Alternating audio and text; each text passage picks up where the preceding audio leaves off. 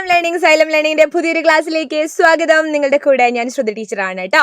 അപ്പോൾ പരീക്ഷ തിരക്കിലാണ് മക്കൾ എല്ലാവരും. എല്ലാതരം പരീക്ഷയ്ക്കും ആവശ്യമായ ചില കാര്യങ്ങളുമായിട്ടാണ് ടീച്ചർ വന്നിരിക്കുന്നത്.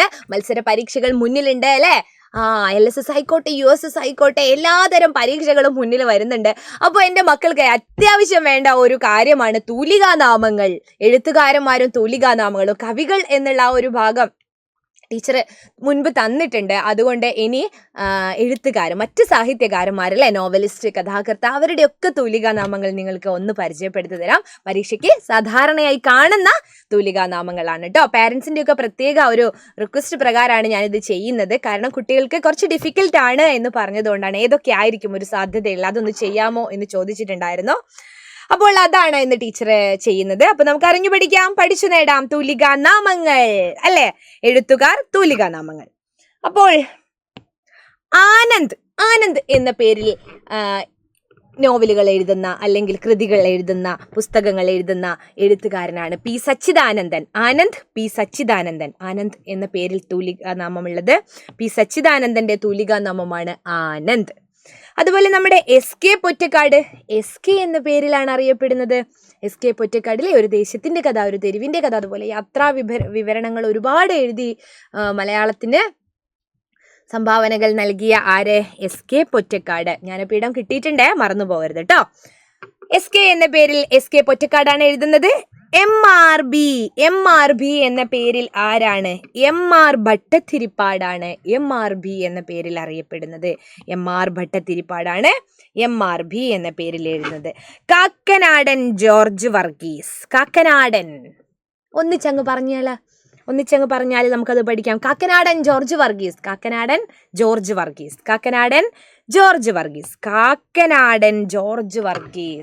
അല്ലേ? ജോർജ് വർഗീസ്, കാക്കനാടൻ. അങ്ങനെ ആവർത്തിച്ച് നിങ്ങൾ അതൊന്ന് പഠിക്കുക കേട്ടോ. കാക്കനാടൻ ജോർജ് വർഗീസ്. മുൻവർഷ ചോദ്യമാണിത്. പല ചോദ്യ പേപ്പറിലും നമ്മൾ കാണുന്ന ഒരു ചോദ്യമാണ്. കാക്കനാടൻ ആരുടെ തൂലികാനാമമാണ്? ജോർജ് വർഗീസ്. കാക്കനാടൻ ജോർജ് വർഗീസ്. കാരൂർ കഥകളൊക്കെ നിങ്ങൾ കേട്ടിട്ടുണ്ടോ? കാരൂർ നീലകണ്ഠപിള്ളയാണ് കാരൂർ എന്ന പേരിൽ കഥകൾ എഴുതുന്നത് അല്ലെ? കാരൂർ നീലകണ്ഠപിള്ള. ഇനി കോവിലൻ എന്ന പേരിൽ എഴുതുന്നത് ആരാണ് എന്നറിയോ? VV അയ്യപ്പനാണ് കോവിലൻ എന്ന പേരിൽ എഴുത്തുകൾ എഴുതുന്നത് അല്ലേ? കോവിലൻ VV അയ്യപ്പന്റെ തൂലികാനാമമാണ് കോവിലൻ. ഇനി കേസരി എന്നറിയപ്പെടുന്ന 2 പേരാണുള്ളത്. കേസരി A ബാലകൃഷ്ണപിള്ളയും വേങ്ങയിൽ കുഞ്ഞിരാമൻ നായനാറും.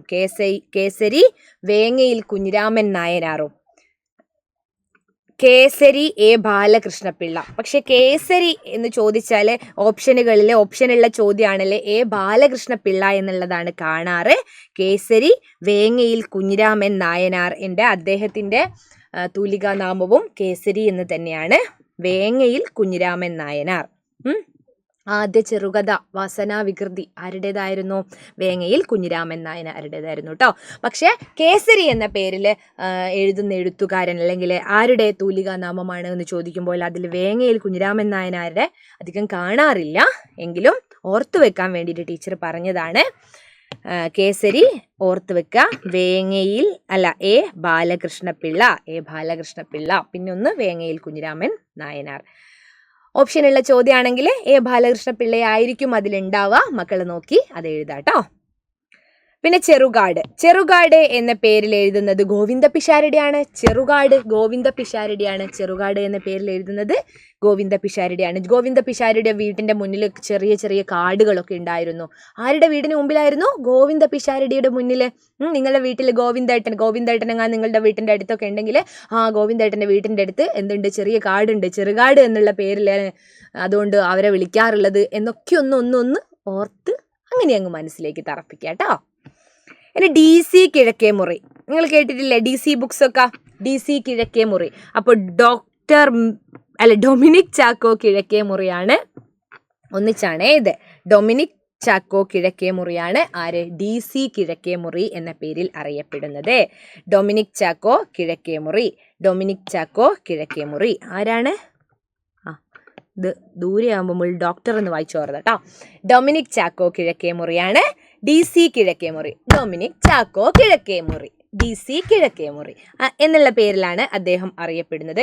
അതുപോലെ പവനൻ എന്ന പേരില് കഥകളും ഒക്കെ എഴുതുന്നത് ആരാണ്? PV നാരായണൻ നായരാണ്. പവനൻ എന്ന് പറഞ്ഞാല് PV നാരായണൻ നായരുടെ തൂലികാ നാമമാണ് PV നാരായണൻ നായർ. പവനൻ. സഞ്ജയൻ ആരാ? MR നായരാണ് കേട്ടോ. ഇതൊന്ന് ഓർത്ത് വെച്ചേക്കണേ. സഞ്ജയൻ MR നായരാണ്. ഓർത്ത് വെക്കുക മക്കളൊന്ന് ഓർത്ത് വെക്കുക. സഞ്ജയൻ എന്ന പേരിൽ എഴുതുന്നത് ആരാണ്? MR നായരാണ് സഞ്ജയൻ എന്ന പേരിൽ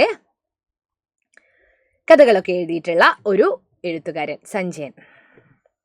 തിക്കോടിയൻ ഇതും ചോദിച്ചിട്ടുണ്ടേ. തിക്കോടിയൻ ഓർക്കുക. P കുഞ്ഞനന്ദൻ നായരാണ് തിക്കോടിയൻ എന്ന പേരിൽ എഴുതുന്നത്. P കുഞ്ഞനന്ദൻ നായർ. തിക്കോടിയാണ് അവരുടെ വീട്. അദ്ദേഹത്തിന്റെ വീട് നാട് പയ്യോളി, നമ്മളെ കൊയിലാണ്ടി പയ്യോളി വടകരയ്ക്കടുത്ത് അല്ലെ കൊയിലാണ്ടിക്കടുത്തുള്ള തിക്കോടിയാണ് അദ്ദേഹത്തിന്റെ, പയ്യോളിക്കടുത്തുള്ള തിക്കോടിയിലാണ് അദ്ദേഹത്തിന്റെ ജനനം, അദ്ദേഹത്തിന്റെ ജന്മനാട്. അപ്പൊ തിക്കോടിയൻ എന്ന പേരിലാണ് അദ്ദേഹം എഴുതിക്കൊണ്ടിരുന്നത്. P കുഞ്ഞനന്ദൻ നായർ. അദ്ദേഹം തിക്കോടിക്കാരനാണ്. അങ്ങനെ ഓർത്ത് വെക്കാം കേട്ടോ. നന്ദനാർ എന്ന പേരിൽ PC ഗോപാലനാണ്. PC ഗോപാലൻ. പാറപ്പുറം KE മത്തായി ചോദിച്ചിട്ടുണ്ടേ. പാറപ്പുറം എന്ന പേരിൽ എഴുതുന്നത് KE മത്തായി. ആരാണ്? പാറപ്പുറം KE മത്തായി. ഇനി വിലാസിനി MK മേനോനാണ് കേട്ടോ. വിലാസിനി MK മേനോൻ. വിലാസിനി എന്ന പേരിൽ എഴുതുന്നത് MK മേനോൻ.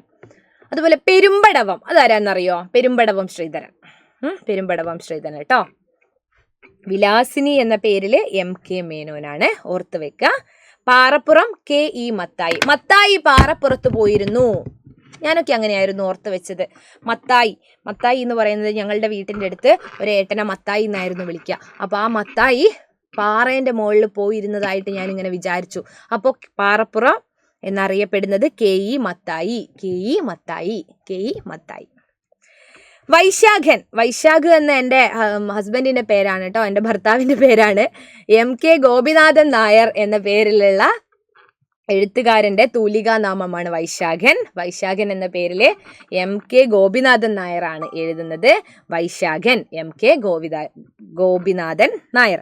അപ്പൊ ഞാൻ അടുത്ത പേര് മാലി എന്ന് എഴുതിയത് എന്തുകൊണ്ടാണെന്നറിയോ? വൈശാഖ് ഏട്ടൻ്റെ അച്ഛൻ്റെ പേര്, എൻ്റെ ഭർത്താവിൻ്റെ അച്ഛൻ്റെ പേര് മാധവൻ എന്നാണ്. അപ്പോൾ അത് ടീച്ചർ അങ്ങനെയാണ് അത് ഓർത്തത്.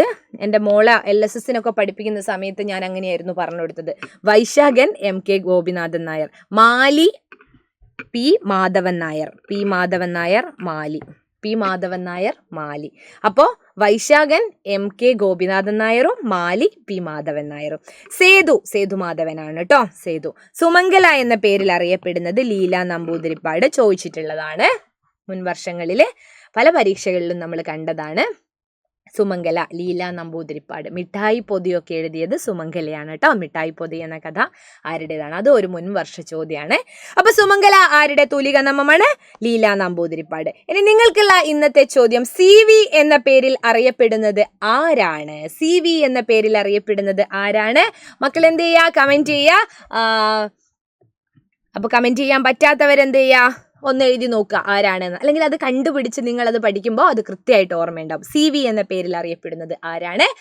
അപ്പോൾ എല്ലാവരും അടിപൊളിയായിട്ട് പഠിക്കുക. ഇങ്ങനെ പേരുകൾ ഓർത്ത് വെക്കാൻ എന്താണ്? ആവർത്തിച്ച് വായിക്കുക, അത്രയേ ഉള്ളൂ. ആവർത്തിച്ച് വായിക്കാൻ വെച്ചാൽ ബൈഹാർട്ട് ചെയ്യരുത് കേട്ടോ. ബൈഹാർട്ട് ചെയ്യരുത്. നിങ്ങൾ വീട്ടിലുള്ളവരോടൊക്കെ അങ്ങോട്ടും ഇങ്ങോട്ടും ചോദിച്ചിട്ട് അത് അടത്തർപ്പിക്കുക.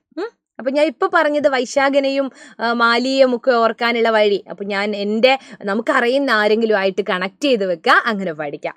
അപ്പോൾ ടീച്ചർ മറ്റൊരു വീഡിയോ ആയിട്ട് വരാം. അതുവരേക്കും ബൈ.